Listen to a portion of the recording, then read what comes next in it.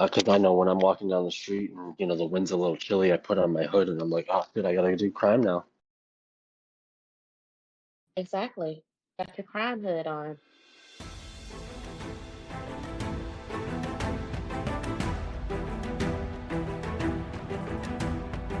Lords and ladies, good wives and good men, I welcome you back to Vassals of Kingsweird podcast with another episode of Blackfyre Backchat, continuing with our House of the Dragon Season 2 coverage. This week we're talking about Season 2, Episode 3, The Burning Mill. I am the Lord Baron, your host for the evening, and with me this week is Steph. Hi, Steph, or otherwise known as gsdg on the forums. And Jock. Jock, also Jock on the forums. All right, and then before we do get into our rating of the episode, I did get a raven, and it sounds like there is a villainous drowned snow calling us traitors. And I just want to remind him that many follies are often said when it comes to civil war, so I will forgive him.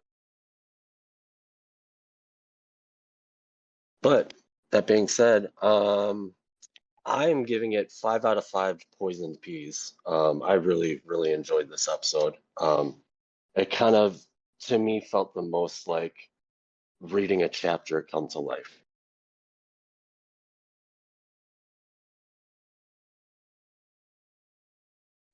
Perhaps you send Adam a raven and meet him in the. But my lemon cake rating would be 4 lemon cakes. I'd say last episode did more character work on the side of Team Green, but this episode has finally gotten the ball rolling.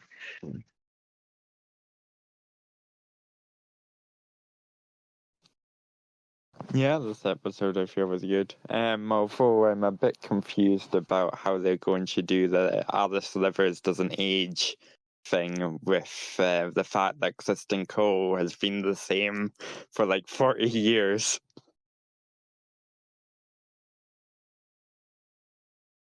That's funny because last week's episode I was thinking how Kristen Cole pretty much just looks the same. But this episode he got a weird haircut, so I guess that balances out.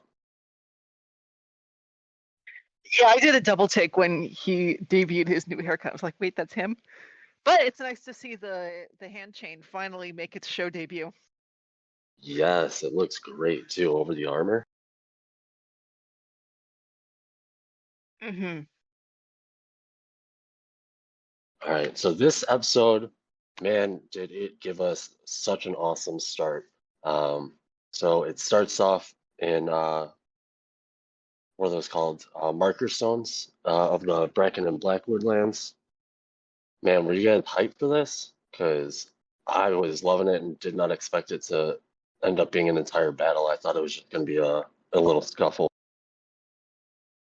Oh yeah, no, this is the first proper battle of the Dance of the Dragons, and later, in the book at least, Daemon is going to come rally the Blackwoods and take Stonehenge, but we'll see if they actually do that. Yeah, and this goes all the way back to 106 when in the small council scene they're talking about the dispute on between the Blackwoods and the Brackens about the demarcation for like such and such plot of land, and they talk about how Lord Tully adjudicated the claim and decided for the Brackens. And back in 106, Rhaenyra is saying, let's talk to the local small folk, but then Alicent is saying, this is a matter for Lord Tully. So nice little continuity nod.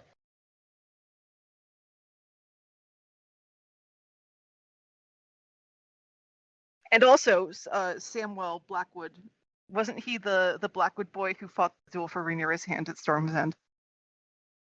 I think so. I was trying to remember if it was the same one or not. Well, he's dead now. Yeah, very much so. But yeah, I forgot that this is the proper first battle of the dance because it's been so long and I haven't revisited it. So I'm glad you're Yep. here to keep the facts. Oh no, no, no. And also, but also, yeah, it's also a nice little nod as to, like it was a little silly how later when they get to Damon coming into Harrenhal and he's just like he needs to explain to him that the Blackwoods and the Brackens hate each other. And then he's just asking like I mean, just so the audience can get to know them, because this is the first time they've been given such prominence in the show verse, right? But then it's just like no one knows. It just the cycle of grievance just stretches back into time immemorial. I mean, it's the simplest way to put it. Yep.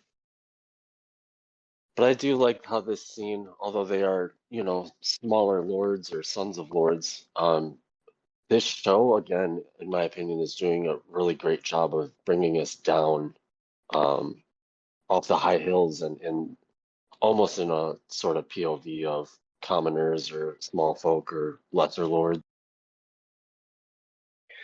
Yeah, no, it's bringing us back to what how on a conflict of this scale sees everyone of or every or pretty much everyone at every level of society sees something, or who just or is uh or has the opportunity to see something to gain from it, like with Adam trying or like egging Alan on to sail with Corliss last episode, or just using this conflict as an excuse to reignite old grievances like we see here.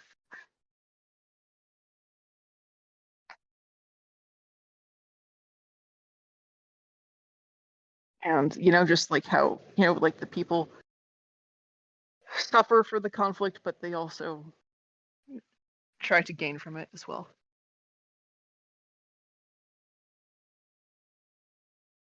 Right. It's almost a mini Game of Thrones on every sort of level imaginable.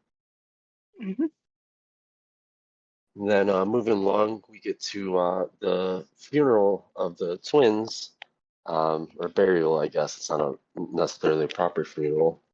Um, and uh, what was it that she said? Can't fault him for um, keeping his oath or something like that. And Yep. then Rhaenyra and oh my God, I'm Jason. blanking. Yes. No, I have and the episode playing muted on my TV right oh, now. do So. you? I should do that.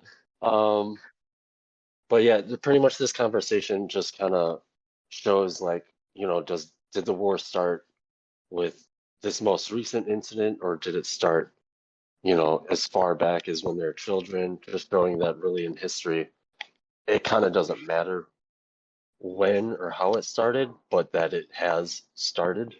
And it seems like a big point of this episode, especially when we get to the last scene, it's really everybody telling Rhaenyra and Alicent, like, the war's already started. Like, you guys don't understand. It's going.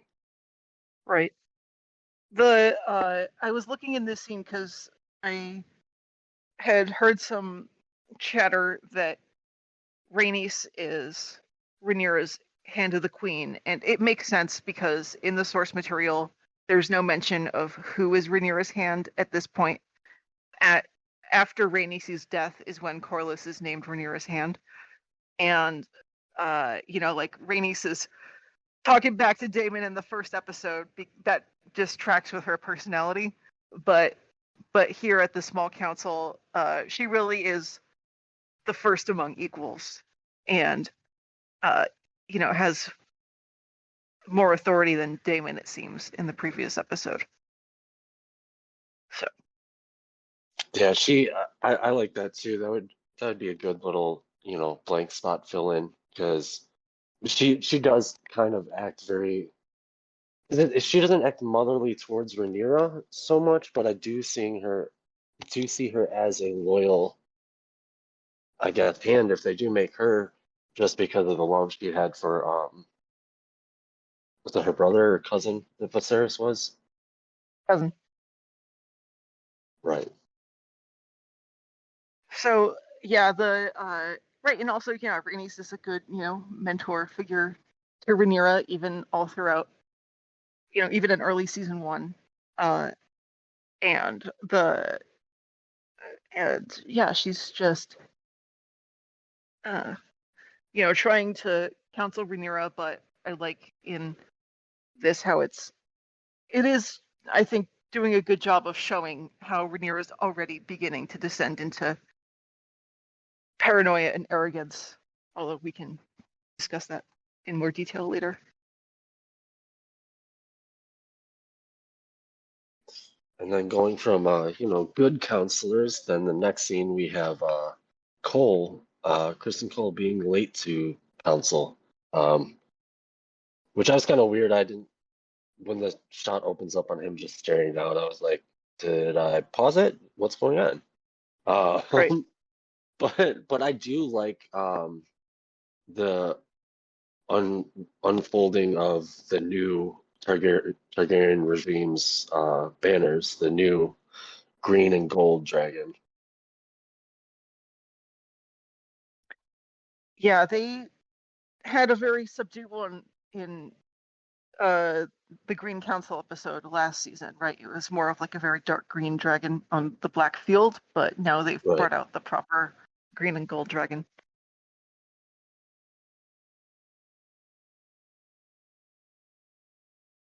And oh, are those Aegon's frat bros who were promoted to the Kingsguard?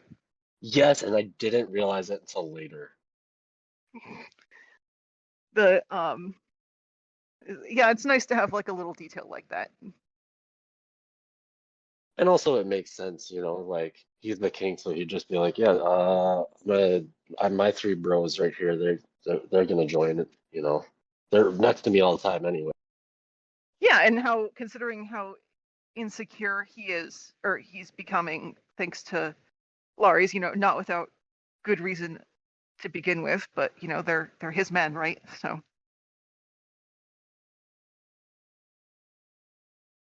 But then what I found interesting was because they're all making different, uh, giving different advice and everybody's kind of saying different things. I was surprised that I guess he is hand of the king, but I'm still surprised Aegon let Cole kind of just make the move, and that everybody does do.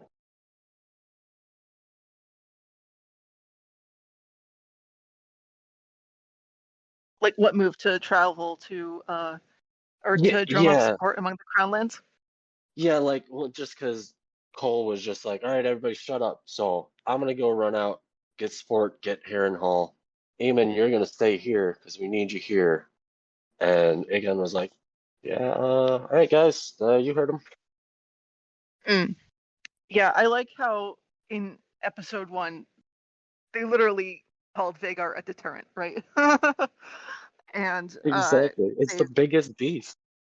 right the how they're not really, well, Daemon hasn't exactly landed in Harrenhal yet, but it's I like how they are building Harrenhal as the key to the Riverlands and the how it's within or it's the most important castle within the vicinity of King's Landing to really uh, control, because it gives you an avenue to go anywhere. The uh, but no, it's also about but then like Aegon decides on one thing, or to fly out, right? But then Larius comes in later and will talk his out of it, right? Uh, but it is a lot of bickering of among the council now that Otto's gone. And that makes sense because, Otto knew how to run things, but, they're just testing the boundaries now that Otto's gone, right? The other members to get more influence with the king. Yeah, once Tywin with feelings is gone, yeah, makes sense. It kind of just ends up being petty squabble. Yeah, and also with as far as the River Lords go, it makes sense that they'd go to the Crown lands first to drum up support because the Blackwoods actually have a larger host among their own domains than the Tullys can field on their own. So there's and if every other or if the River Lords are pretty much evenly split, then they need some more backup to really roll in there. And even if they mentioned how Jason Lannister is mustering to go to the Riverlands.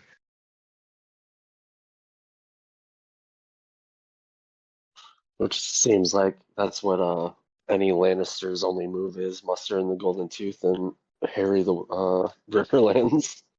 Right. Although, Like, the Osgreys, they were the wardens of the North Reach, right? Against the Lannisters. yeah, they were.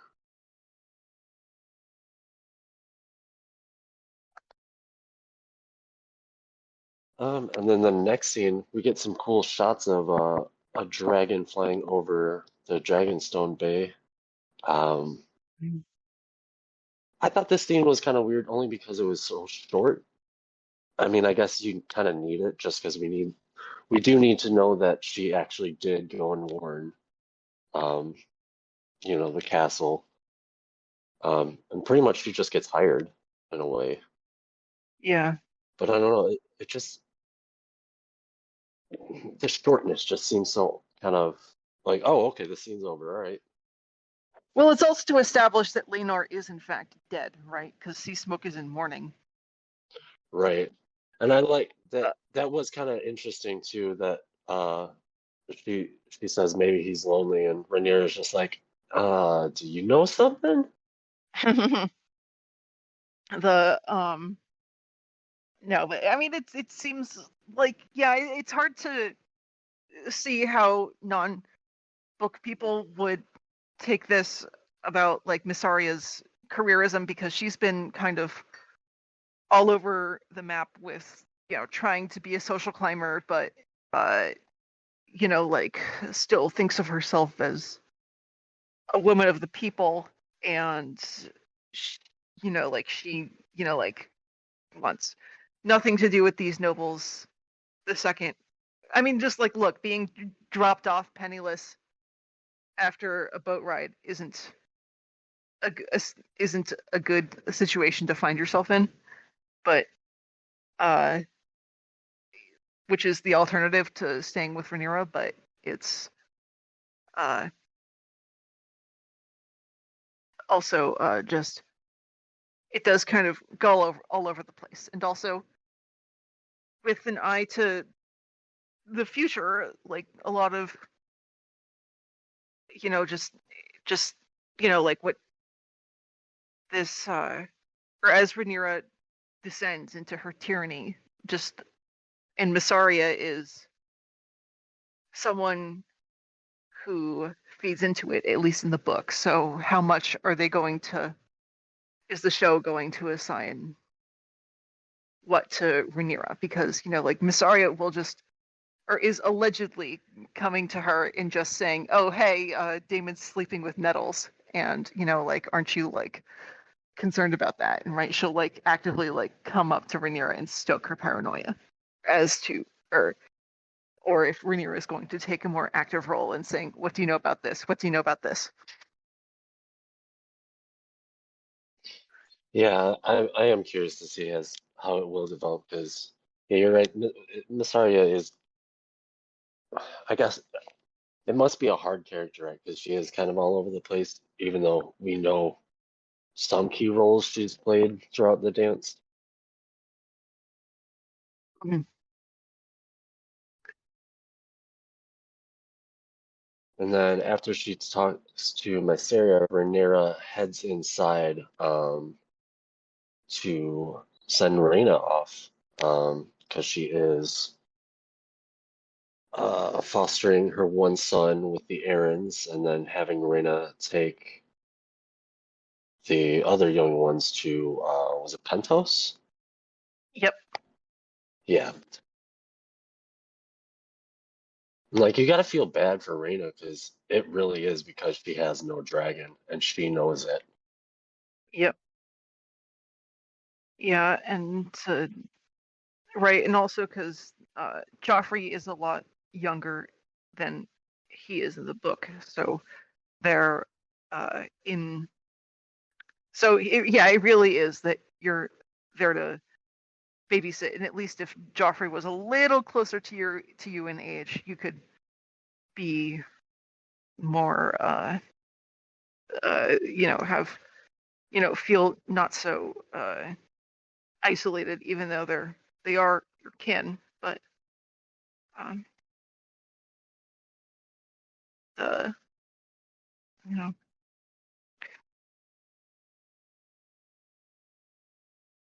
Yeah, and that is something interesting the show's done. Whether it's not letting us know if certain kids are alive or not, but also having them be younger than they are in the books, in a kind of weird twist that was the opposite in Game of Thrones. And it Mhm. makes me wonder if, like, are they making them younger so that as the show goes on, they can use the kids aging themselves so they have more, like, they constantly have like a kids becoming adult kind of theme going on, kind of showing that Mm. cyclical nature. Hmm. Yeah, but it's also like they'll just yeah, I mean if they're depends on how long they want to take, if they're confirmed for 4 seasons, and how long they want to take between the seasons. But Yeah, that's so true. it could end up with young Aegon as like maybe 10, at around age 10, when he's like surely not older than 5 right now. So because like he's still being like held by the nannies when Rhaena and company are embarking from Dragonstone. Uh, the I have no idea how to age kids that young, so Yeah, I um don't know either. but yeah, it is hard to see Rhaena just have confirmation that there is uh no place for her in her family because she doesn't have a dragon, and that's Yeah, I will say we'll skip to this scene real quick and then we'll go back because it kind of just ties in. It's kind of the second half of the scene is when they are leaving Dragonstone. Um, when Reyna's giving all the kids, she talks to Bela, and Bela, obviously understands her sister's frustration, and but then she says, what maybe this will be a consolation, and she's given the case of what was it, 5 or 6 dragon eggs, it and I looks like did like 3 to that. me, Was it 3? Okay, maybe I'm misremembering, maybe. but I do like that the actress for Reina did a really great job showing like the importance she now realizes of her task Mm, by being given these eggs. yeah.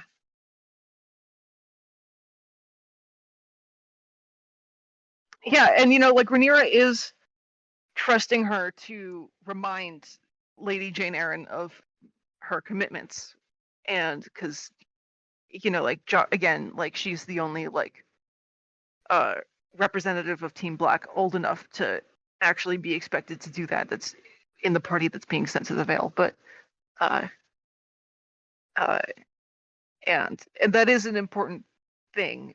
And like Rhaenyra is just like asking her to or just like especially like press Jane Eyre on sending troops as soon as possible.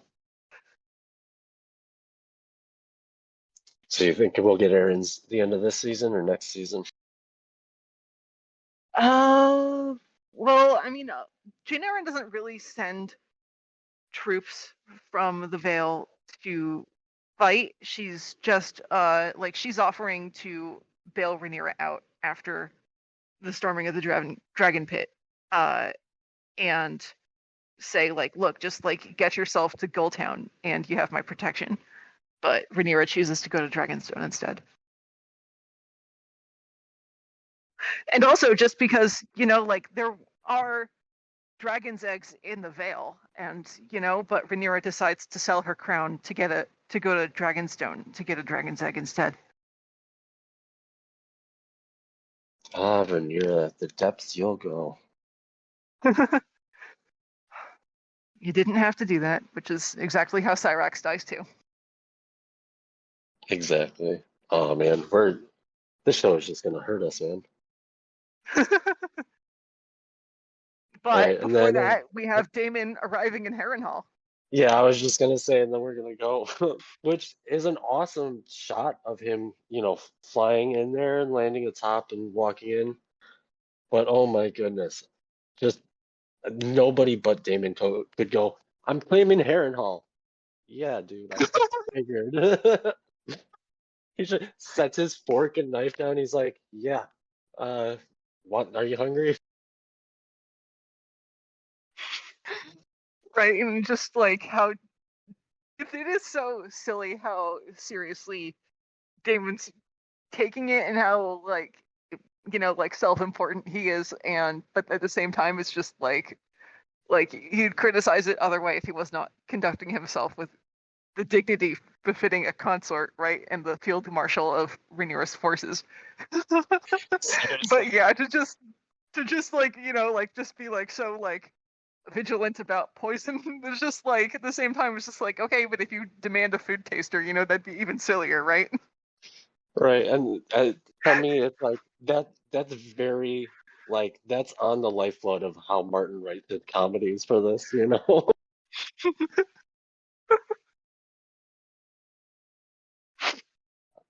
And then just oh my God, yeah, just fuck, Damon is something else. Just Grace, like, oh, all right, dude, but you're a consort. No, no, no, say it again. Your Grace. He fucking he's like, yeah, your Grace. Like even he can't take him seriously. Right, and it's just like, yeah, especially it's just like, yeah, just like like smarting after that blowout fight with Rhaenyra about just like, no, you're going to address me as your Grace. And I don't recall in previous episodes if he was so insistent on the style, but now he is. Yeah, it feels like, it almost feels like the kid gets out for the first time on his own. He's like, no, no, no, you're gonna call me fireman. Like he just like, no, you gotta call me cool tough guy. This his blatant insecurity is coming out.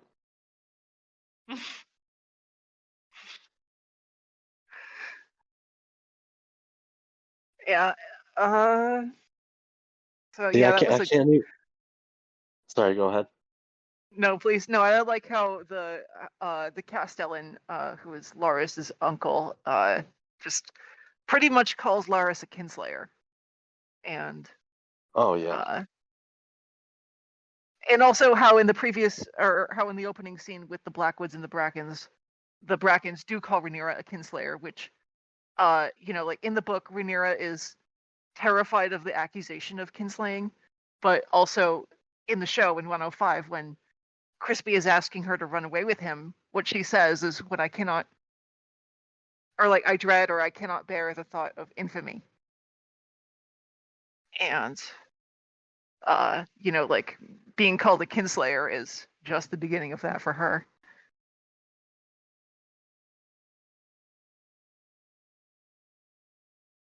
Yeah, it is unfortunate, especially because you root for her so hard, and then as we know, she doesn't have a great great attention. Yep.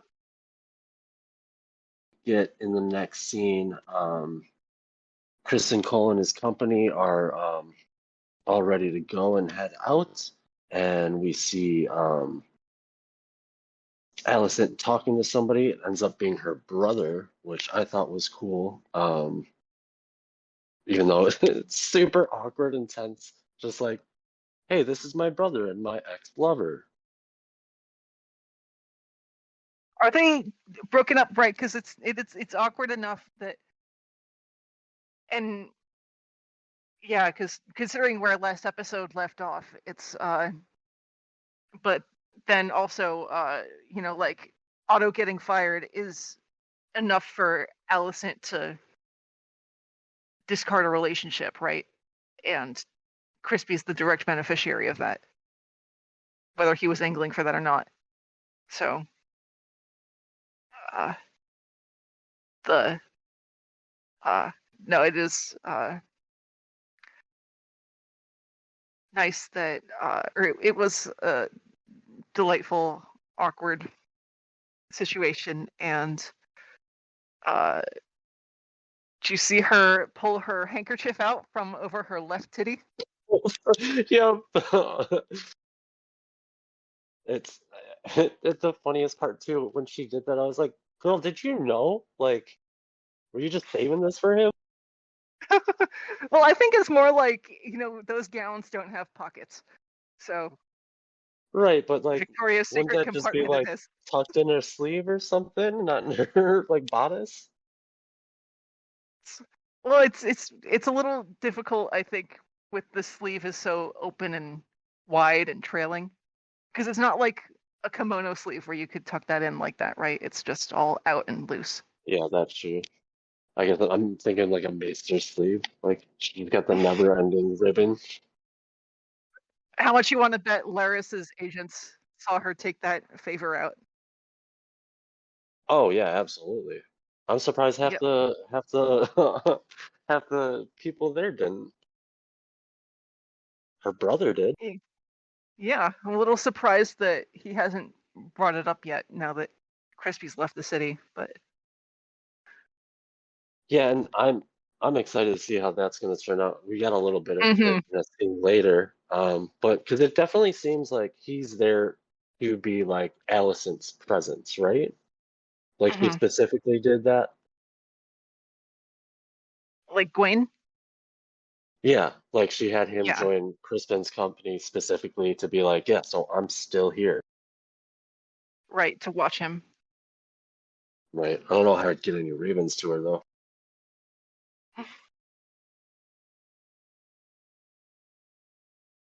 Well, I mean, I think it's just her starting out to find someone she can trust. I mean, she doesn't have anyone she can trust, which is why she summoned him all the way from Old Town.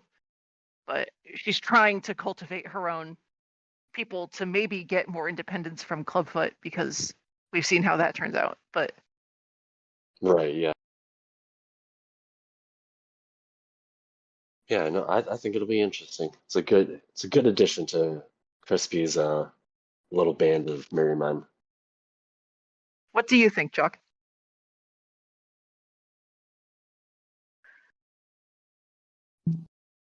Um, I'm not very sure, to be honest. I haven't actually read the books it's based on, so I'm sort of just going with the flow, to be honest.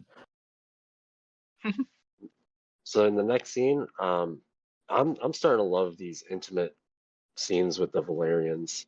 Um, it's nice to see a couple actually care for each other, even if it's in a time of war and stress. Oh wait, first we're at the council. Wait, the council's first? Oh shit, I Yeah. wrote that backwards. Yep. All right, scratch that. So, So yeah, Damon's run off, and the council is trying to advise Rhaenyra to take some sort of action, right. and Rhaenyra doesn't want to have or engage in a lot of dragon v dragon battles, and like she is applying a lot of mutually assured destruction type logic of, like, we don't have to use it, we just have to have the threat of it instead of to not use it. Or like the threat that we'll use it is enough, but we don't actually have to use it. And she is surprisingly putting some faith in Damon after their blowout fight last episode. I wonder if that's because she kind of always has left her faith in him, no matter what, for all these years. So it's kind of like her defaults on him, Yeah. or maybe just a hope. Right. And so she's so some of the lords are she's asking her to to make more decisive action, and she's snapping at them that is treason, right? So I like how in this scene we're seeing a lot of Rhaenyra's instincts towards like what she will later become is being set up here, even if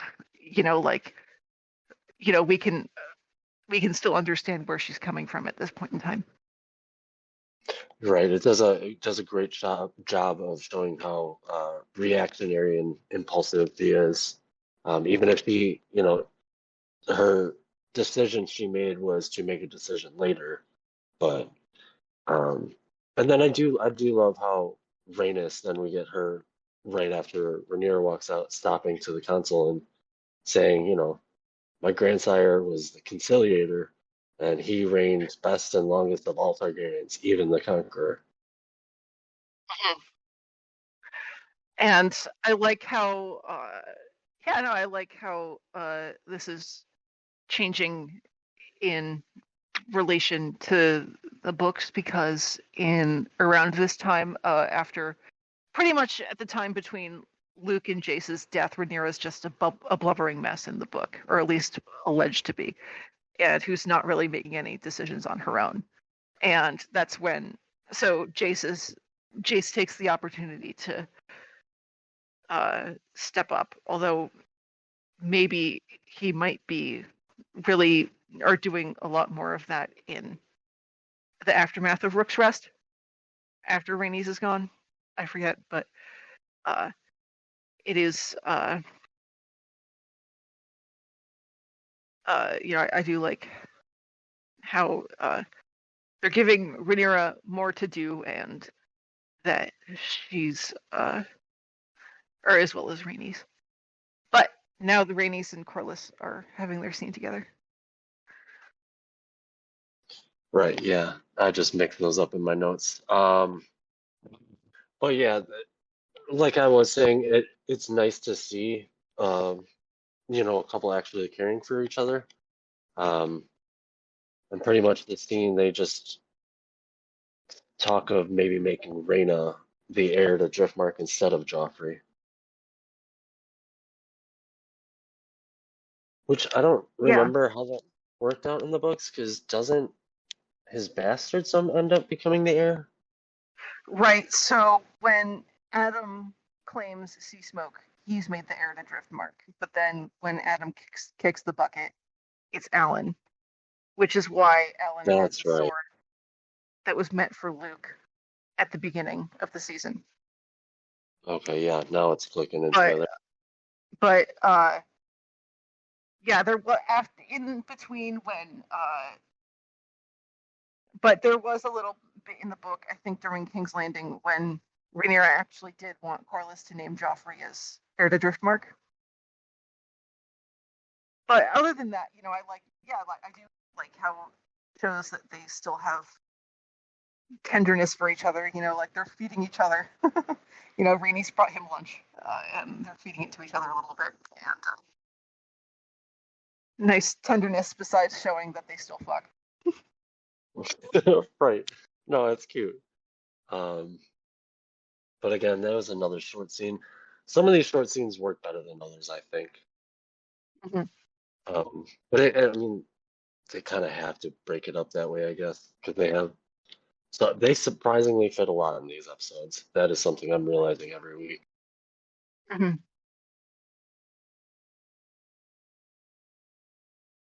And now is the scene where Rena is setting off. Right, with the kids. Um, Yeah. but we already talked about that briefly, so I'm cool to move on to the scene with the Dowager Queen and the Queen. You guys are? Just a minute. Yeah, just it was nice to see Jace hug his brothers goodbye, and also Bela and Oh, Rena yes, to yes. say goodbye to each other as well. Uh, it's just yeah, it is. Like amidst all the fucked up family dynamics on Team Green, it is just the lingering Adams family aspect of Team Black that like for like we the characters still have their insecurities and such, but for the most part they do love each other. Oh, it's 4 dragons eggs, by the way. So Okay, so it's 4 dragon's eggs. No, and I do like that, and I know we're gonna get more of them as the show goes on, but I kind of, with this episode especially, I wish we've been getting more of the kids because it seems like we get all the Greens kids because they're more active in the story, I guess. But I like these ones. mhm. Okay, and then so this scene, I did like it because I feel like anytime there's a Helena scene, I like Helena more as a character because it feels, they're giving her a lot, like just with her, I don't know, just the way she can read Allison so well. Yeah. Also, just how after the like her intense grief last episode, she's just like hollowed out by it really, and like now she's on to downplaying the scale of what she's suffered, and that like saying that she has no right to grief. And Yeah, it's pretty brutal. Because like it's just hard to imagine in the first place because of how ridiculously heinous it is. Um, but also just her being such a tragic character with her visions and how Martin's characters who have any sort of magical abilities kind of always seem like the the destined to be doomed characters, and they almost carry that grief and weight with them, while they're living and stuff. yeah, and Helena says she forgives Allison. Yeah, do you think What is she? that's because I was thinking that is it because she knew Alicent was lying about, I don't want to say she was lying about her love for Jaehaerys, but it didn't seem like that warm of a counsel to her. But do you think it was something like that, or because it was her faults that Kristen Cole wasn't on the door? Yeah, I think it could be just like I forgive you for everything, like because Helena's like kind of acting it like in this season like she knows how fucked up their side of the family is, and that like she's talking back to Aegon in the first episode about what if Jaehaerys doesn't want to be king, right? And she it seems like it's more of a uh or the way I read it at least is more of a general like my grief was not just for my son but for the entire fucked up family system that all of us experienced, and now I'm ready to be just checked out. But like that's also that kind of checked outedness usually uh like it's interesting that they're doing that towards the beginning of the season where they would save that kind of a line for like a more complete character, or like after like to like complete a character development journey, right? But they're not they so far haven't gone full Mad Woman in the Attic with Helena. So the and it's fine if they don't, but the it is an interest, or it does or putting this so early gives it so, or puts it in an interesting place going forward. But does Alicent, but if she's saying it that way, or if that's what she means, does Alicent understand that? And does Alicent use that as motivation to try harder with these family dynamics?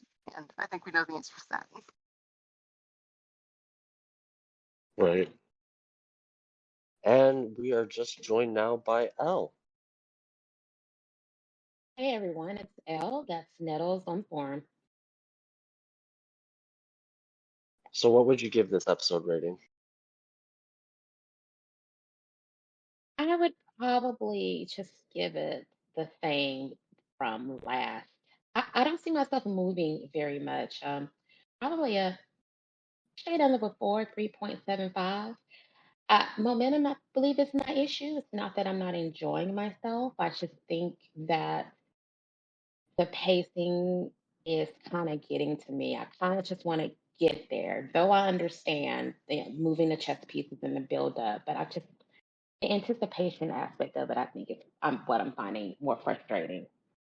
No, I can see what you're saying because I kind of agree with the pacing. It does seem a little draggy, but again, they have to set everything up. But I think after this episode, things should start moving. At least it seems like that's how they poised it. Yeah, absolutely. I agree. A lot, obviously, is probably everyone kind of knows next week. A lot is going to be going on. So, like again, it's just the chess pieces and moving everything into place. Certainly that, again, I didn't enjoy myself. I think it's just with the whole anticipating of what's to come, especially kind of already knowing what's going to happen. So that's more of a personal dig and not really a hard critique on the writing or how the show has set everything up. Okay.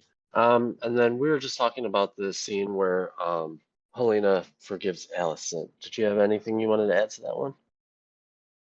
No, other than I guess my question would be, and I don't know if you guys had already kind of asked about that. What do you think exactly why she said that and what she's saying she forgives Allison for, other than the obvious? Do you guys think there's anything else there? Oh, that's what I was saying when you came in. I was saying that it was like she's kind of forgiving her for her role in creating the fucked up family dynamic that led to this situation. But that's just like my opinion, man. Do you do you think she's seeing anything coming? Like she kind of maybe saw and predicted that Ray would come? I don't think she put any real predictions in her dialogue. I don't, or nothing in the scenery jumped out at me. But one last thing that did jump out at me is just how right and how detached she is when she's talking about how other how she's not the first mother to lose a child, and she won't be the last. That like also if this does work along with them coding her as neurodivergent, because it's just to like again, yes, she had her big moments of grief last episode, but to also like get to the point of rationalizing it when uh is, or to lead with that with how are you doing is also uh uh like seems like within the realm of possibility for that kind of characterization. I do like that take. moving on to the next scene, Aegon, where's Aegon? Which I did think was a kind of cool. I don't know if that's actually the Conqueror's armor, but that would be neat if it is. Um, but yeah, Aegon's getting fitted in his armor with his new Kingsguard bros. And Larys comes in to have a word with him. Um, and I did like how Aegon said it. He said, "My father never needed a master of whisperers, but I find myself in lack of one or wanting one," or however he phrased it. I thought it was kind of nice. It was after he said, what made him say that was that he, of course, says, this is actually what your mom wants. She wants to, she wants you to leave the city so Right. she can run things herself. And he's like, "You know what, dude? I kind of like you." Which, yeah. I mean, I guess if you want, some creepy dude as your Messer Whispers, it's kind of the MO. Yeah, and this is just like Allison said, yet another later in the episode, yet another aspect of this toxic family dynamic just taking on a life of its own, because now the new generation, they're adults, and they have now they're able to make their own decisions.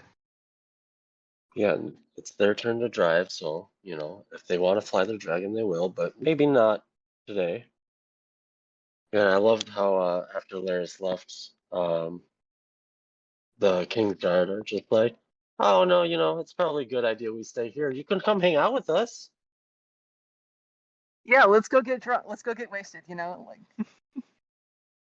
Get drunk, get a couple of horrors." And she's like, "No, aren't you guys celibate?" right, and it shows how like he's right the immediate effect of like how he's still taking King seriously, but then they smash cut to him just like walking into Flea Bottom and Yeah, buying right. everyone around, and then just getting seriously drunk, and then like going to the brothel. And it's just Which like to being reminded of your mom triggering you that much again. it's one of those like work days where he's like, "Oh, I need a drink." I will say though, these three scenes though, like him getting uh the armor and then the bar and then the brothel, that's probably the best scenes they've ordered in the whole series. Like Yeah, and it they just felt introduced natural. yeah. Although I don't know, I think the dialogue about Ulf the White talking about his Targaryen lineage was a little cheesy for me. Oh yeah, but I mean, I kind of read that as like Ulf is that kind of a guy. He's gonna talk himself up, kind of shit, and be goofy about it. Yeah, true. Yes, especially because the importance him and uh Hugh the Hammer are gonna be. It's good that we got kind of their introductions back to back in these episodes. Mm. And we even got them saying Dragon Seed. I was surprised that they even used that. No, it's good that they're introducing that term to the audience now. Makes it a lot easier. Yeah, and also it is good that they're introducing people, because the source material does have a bit of a problem with the spotlight of like so many characters die so quickly, and then there's the like the proper adaptation of Fire and Blood would be like a Ken Burns documentary, right? Of just like taking a whole Like, side or like side trip to like introduce this one random person who like fights at the fish feed or whatever, and to then just like never see them again, right? But and they're of course they're front loading Rhaenys' role in the plot now because they don't have any other time to do it, right? But then it's just like if this at least they're trying a little bit. However, like how however it feels like uh maybe they could be spending the time a little bit better now. At least they're trying to do that instead of just uh transparently doing the alternative, which is just Oh, it focuses on this character. They're gonna die in 2 episodes. Yeah, and I think that's why these scenes do work so well because it feels natural and not so heavy-handed. It gives it space to breathe a little. So in the brothel, that was one of those awkward ass scenes. How about that? Now it's just Aegon feels threatened by the idea of mommy's good little boy, Aemond, being left to his devices while he's out in the field. So by chance they meet at the same brothel, he's just got to go back into Big Brother bully mode, which he hasn't done for quite a while on screen, at least. I wonder what like the Valerian stuff was about. What they're setting up there. You mean the scene with Corlys and Rhaenys? No, I meant the cousin thing in the brothel. Oh, right. Yeah. I'm not gonna lie, that kind of went past my head. There's some kind of shocking visuals. Wait, what are we talking about? Jock, you meant the guy sitting at the table with Ulf, right? Yeah. Yeah, the guys at the table. Oh. Yeah, because one of them's a cousin of the Valerians or something. But yeah, like I said, that kind of went over my head just because of the scene following immediately. But yeah, I'm not sure. It could just be as simple as it's just making us remember Valerian's cousins, who's related to which houses that are fighting on which sides. Just because, for like a new TV audience, it's already complicated and it's just going to get more complicated. That's what I took it as okay, guys, let's just kind of go over who everyone is and make sure we're all keeping up. Isn't that right, show people? Are you following, or have we confused you completely and you have no idea who these people are? Yeah, and it does lend a little air of complication to how Rhaenyra is, like speaking to, like Rhaena in this episode, right? Like the queen commands, but like your cousin or stepmother, like perhaps could deliver those orders to you in a friendlier way, but then also like would you expect a man to do that? How tall is Aemon's actor? Does anybody know? Because holy shit, when he stood up. Would you like to reverse engineer the length of his man body? Oh, I'd rather focus on how tall he is. No, because that was like, oh my God, because he's just so long and like thin, but like super muscly, obviously. He just like the way he can contort himself. According to Wiki, he is 5'10". 5'10". Oh, damn. I would have thought taller, but I guess he's so slender that it adds to the illusion. Yeah, and standing on the bed, I guess, too. Mm-hmm. But do you think this is gonna piss Eamon off that his brother fucking embarrassed him like this in front of all the people and his favorite lady? Yes. At the very least, it probably become really aggressive, even more so aggressive in battle, next week. To the point maybe it being super brutal, because in the end you're still aiming. I'm right a pig. You're the bully now that used to be bullied, but now you're still kind of getting bullied though. Yeah, somehow they'll make up, or they'll be just trying to get one over each other while ostensibly on the same side, because yeah, if both of them are deciding to stay in the city at this point, then what's going to get them out in the field? Yeah, I look forward to that. And then so one short scene after this one is just Rhaenyra reading the letter from Allison finally, um, which that's pretty much the whole scene, isn't it? Hmm. They don't even let us pause to read the whole thing. I was gonna say, did anybody else try to? Because I did. No, barely a glimpse. It says the word battling on it, but uh, Allison leaking troop movements is hard to believe at this stage. Yeah, I definitely don't think so. Um, unless you're saying battling, and then My demons. yeah, exactly. Because what else? She invokes the mother. I see that. Hmm. She's got nice handwriting. Might also wish to the mother at yeah. It doesn't say anything. I'm guessing all it is something about the two of them battling grief. Um, wish to, I don't know, speak or invoke the kindness of the mother, something like that. That's my guess. Mm. Yeah. I'm sure some nerd on the internet already broke down a 30-minute video on just that. Yeah, we are not getting that kind of content here. I think you underestimate them. By now there'll be a 10-part series depicting conspiracy theories about it.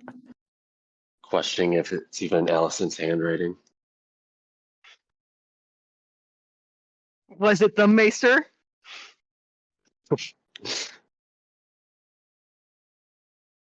Um, but yeah, the conversation about that scene comes at the end of this episode, really. Um, so I think I'll move on to a scene that I really loved because I thought it was well done.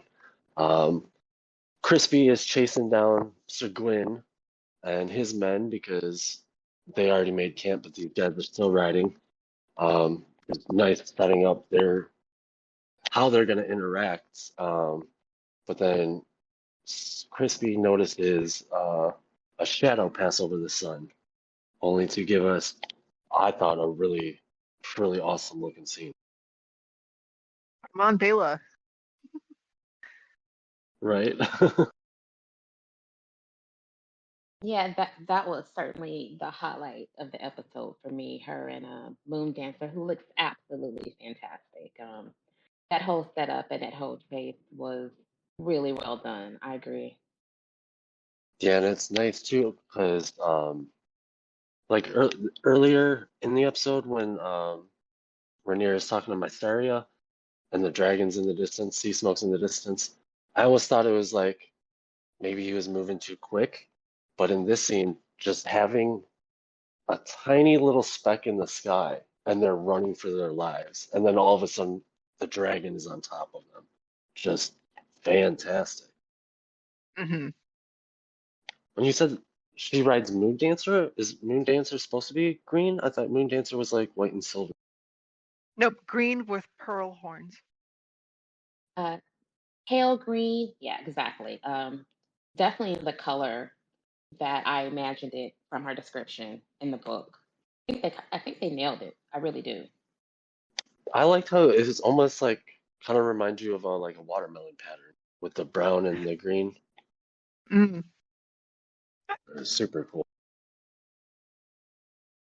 I was gonna go with chocolate mint, but that works too. So yeah, then after the dragon drops down on them, they hide in the forest. Um, so Gwyn says he owes a debt to Crispy, and Crispy yelled at him saying that they gotta go by cover of forest or in black of night. And no fucking ink.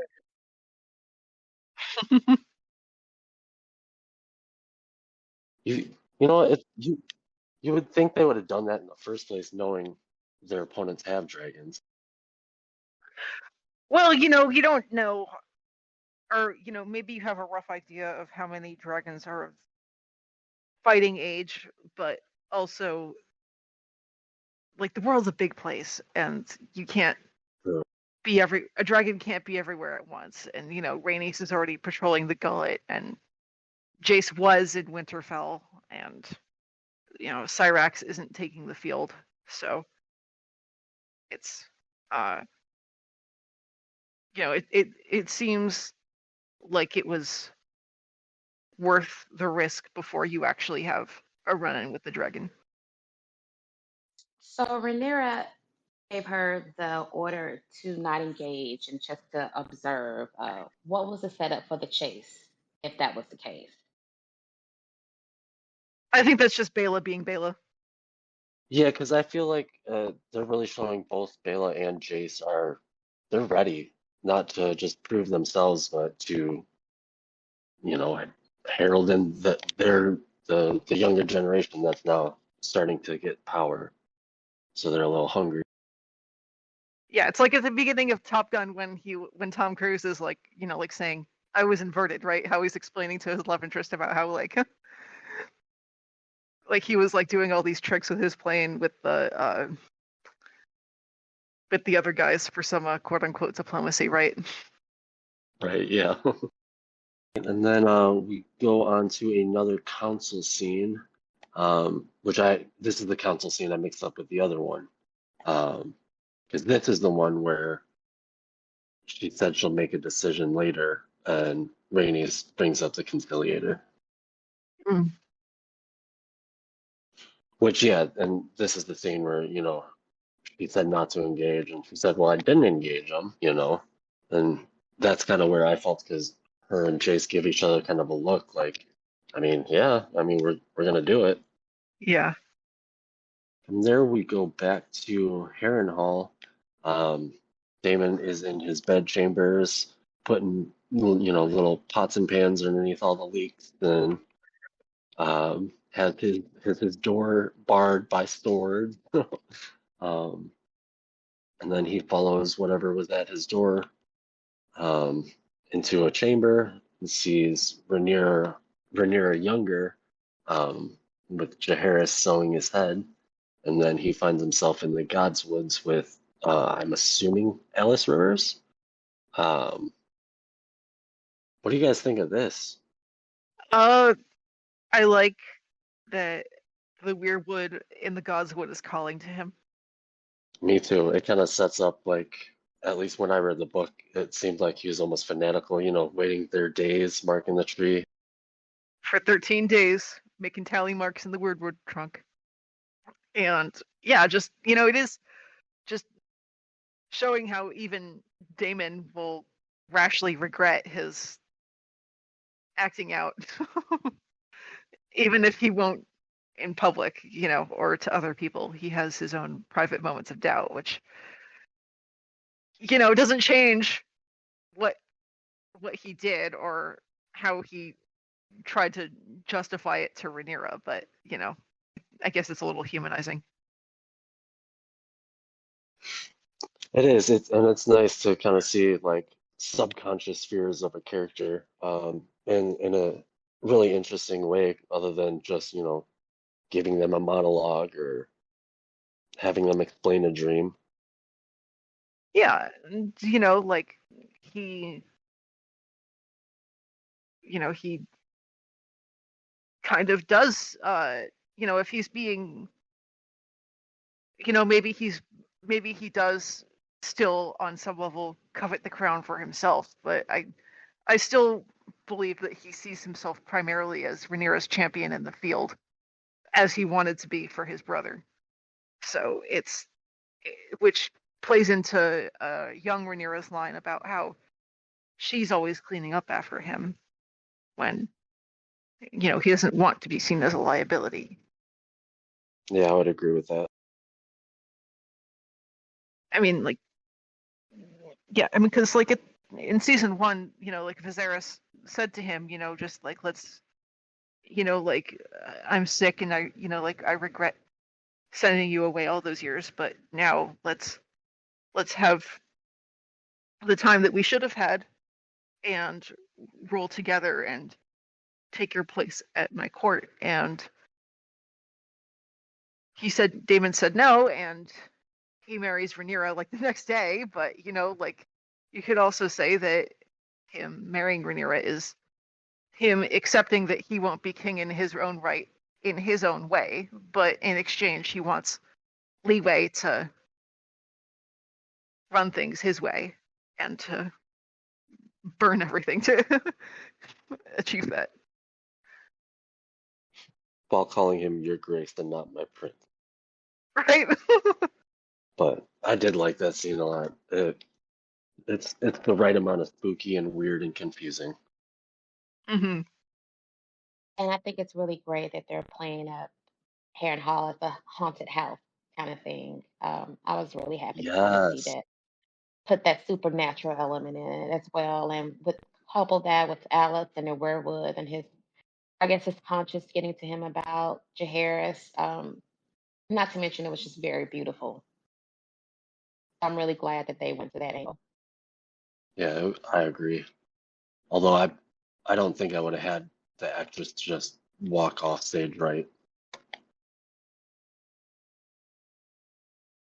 No, I wouldn't. I wouldn't either. That was really the only thing. I thought that was kind of weird too, how she just kind of walked off as opposed to him closing his eyes and she's not there anymore. And it's like, is it in my head or is this place really haunted? Is it just in my conscious? Am I feeling guilty? So yeah, that was, other than that though, it was really great. I mean, with the werewolves, it's kind of everything, right? I mean, Jaime has that big dream on the weirwood stump before he goes back for Brienne, right? And that's kind of, the dream is the catalyst which helps him make that decision, right? Yeah, that's true, yeah. And then we move on.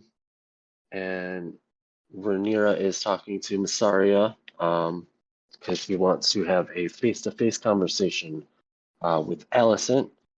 So she ends up taking a fishing boat, dressing as a silent sister, with an escort dressed as a what are the brothers called? They're not penitent brothers. They usually call them begging brothers or just Yeah, a begging brothers. septon or Well, yeah, and then so Rhaenyra goes in and sits next to Alicent, um, which was it. It was a pretty interesting scene. I do like that we get the confirmation that Alicent just confused the Aegons, the age-old joke of all the kings being named Aegon. yeah, but the and it was I don't know. I'm not sure how necessary this scene was. I guess it's nice to have one last scene of Rhaenyra trying to set things straight before all hell breaks loose. But like we were talking about how often this show, or how soon this show will conspire to get Rhaenyra and Alicent back in the same room. And it's only episode 3. Yeah, it did not take them long at all. But and it's just like, in this point in the story, it's like, what else would Alicent say? Because like, she's like, her like, her father was sacked yet again, and this is a big deal for her because she's so frankly trauma bonded to him that she takes it so personally whenever Otto gets fired and leaves King's Landing. And like, this is how, with her entire worldview, the whole Viserys's deathbed rant while he's high as a kite is the one thing she has to say to herself, that I'm not doing this for my own naked desires. I'm doing this as an obedient wife, right? right, like she's duty bound. Yeah, I guess it would be the only. 'Cause you're right. This scene probably isn't necessary. I think it is both for casual, like show watchers, and yeah, just Rhaenyra herself, just because it's the only thing she could ever hear to make her stop going, well, maybe if, I tried doing this, Alicent might forgive, Right. And just, yeah, it's also, uh, just, yeah, I would have respected the show a lot more if they had held off on that until King's Landing, even if they did, or on this face-to-face thing, even if they did substitute with burning letters or secret letters that, don't make it into the historical record. Uh, but I guess it's useful to confirm to Rhaenyra that, just like that Viserys really didn't say what Team Green is saying he did on his deathbed. But yeah. And honestly, I think the highlight of this scene to me is the shot we leave off on, just because you could practically see the fire in Rhaenyra's eyes as she's made the decision that, all right, well, it's war then. yeah. And the show has really kind of made it up to be that now it's pretty much the onus and the burden is squarely in Allison's lap for this. Rhaenyra came out. Oh, well, problem solved. It was just a mistake. We can, now you know, and I know, and we can move forward. And now Allison has this decision on what she can do. And hey, is it too late? The train has already left the tracks, or is it something I really, really want to reconcile and I don't really want to go to war and I want this to be right? I do think she'll make an excellent queen. Or again, like you mentioned, it's just, no, I want it this way. And I'm going to pretend that I'm duty bound and I'm going to pretend that it's out of my hands when it's really not. And I could stop it and I could reconcile. Right. I mean, what could she actually do at this point? Because yeah, there was, like the discussion around like the Green Council. If she really didn't want to cooperate with them, they would have just locked her in her room, like with Rhaenys. But also, like that's also like what someone could just easily tell themselves to absolve themselves of any kind of responsibility of using whatever influence they do actually possess. Well, it could 100% and more likely could happen if they could just lock her in a room and keep going. But that's what she tells herself, and she's kind of relieved that it would happen that way. That way, she doesn't have to feel like she's made this horrible, awful, awfully selfish decision on to sit on this new information that could possibly change everything. Mm-hmm. Yeah, and that's where the episode ends. But yeah, I gave it a 5 out of 5. I quite enjoyed it. It finally seems like the tinder box is ready to blow, or whatever expression to use. I guess we'll have fireworks next week, huh? Dragons falling out of the sky, whatnot. Mm-hmm. The real reason everybody's been waiting 2.5 years. Yes. Princess Rhaenys, no school like the old school. All right, guys. Any final thoughts, predictions, wants, wishes? Well, clearly, Allison is just going to sit on this. I think from just the trailer promo for next episode and the earlier trailers in the preseason with her saying, you have no idea what the sacrifices that have been made to put you on the throne when she's speaking to Aegon in a small council room. So we're going to get a little bit, I think, some spicy Allison, which I'm looking forward to. I mean, with considering who she's talking to, that's not new, but kind of her default mode is to scream at Aegon, but Yeah, and I miss that. I like that dynamic. As bad as it is, as awful as it is, I like it. I like it. I like when I like that dynamic a lot. So yeah, I'm looking forward to that too. Yeah, I'm stoked. Um, and with that, thank you all for being here today. And if you'd like to join the conversation, you can find us at the Path of the Kingsway Discord, YouTube, Instagram, Facebook. What are we on these days? Grindr, Uber, Zillow. So thank you for my counselors joining me, and we'll see you next week. Bye-bye. Take care, guys.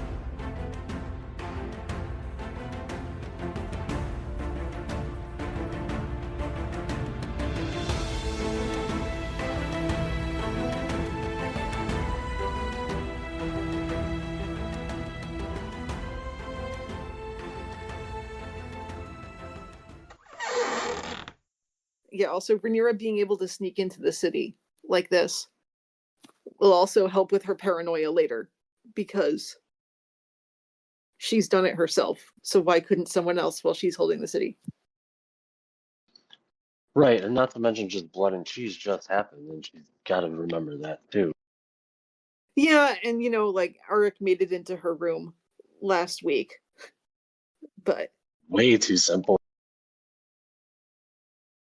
I don't know how I feel about that. This free for all. Just get on a little canoe and dress like none or put a cloak on. You're in like Flynn. Yeah, but I mean, we've already seen that the show thinks being sneaky is putting a hood on, so. True. True. And no one's the wiser. Because I know when I'm walking down the street and the wind's a little chilly, I put on my hood and I'm like, oh, dude, I gotta do crime now. Exactly. Got your crime hood on. Let's do it.